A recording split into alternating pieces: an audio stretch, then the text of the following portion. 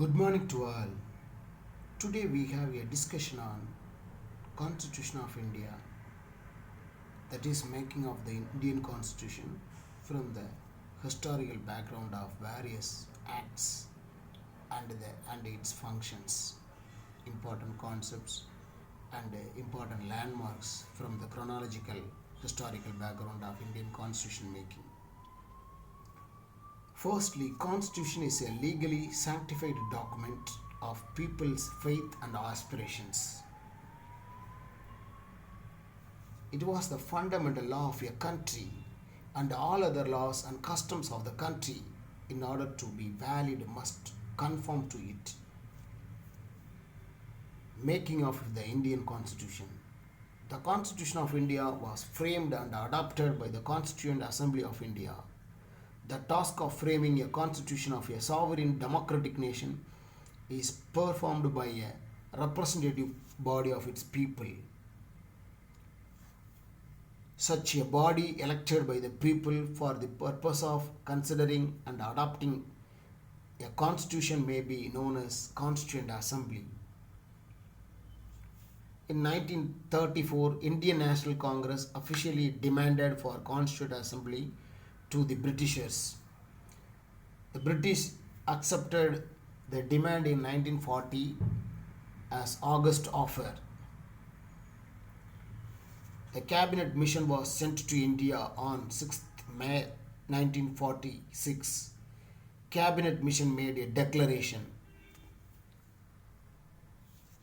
Then Constituent Developments. The Indian administrative structure is largely a legacy of the British rule. They are developed the earliest constitutional developments and acts.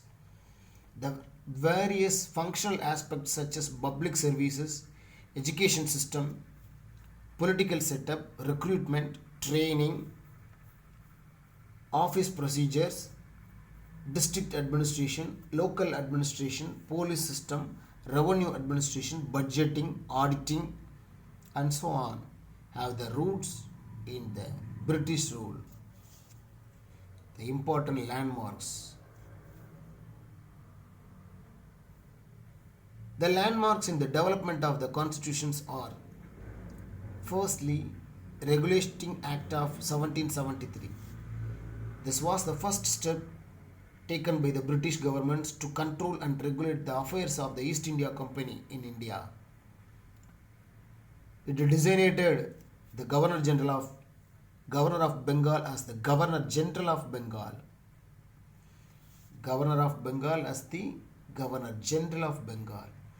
The first Governor General was Lord Warren Hastings. It subordinated the governors of Bombay and the Madras to the Governor General of Bengal. The Supreme Court was established at Fort William in Calcutta as the Apex Court in 1774. Then Pitt's India Act of 1784. It was introduced to remove the drawbacks of the Regulating Act. It was named after the British Prime Minister placed the Indian affairs under the direct control of the British government. It established a board of control over the Court of Directors. Then Charter Act of 1833. It made the Governor General of Bengal as the Governor General of India. First Governor General of India was Lord William Bentinck. All civil and military powers were vested in him. The governments of Bombay and Madras were deprived of their legislative powers.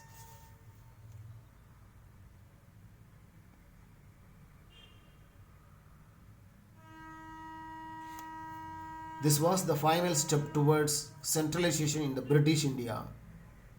That ended the activities of the East India Company as a commercial body. Charter Act of 1853. The legislative and executive functions of the Governor General of Council were separated. It introduced the system of open competitive examination as the basis for recruitment of civil servants of the company. Government of India Act of 1958.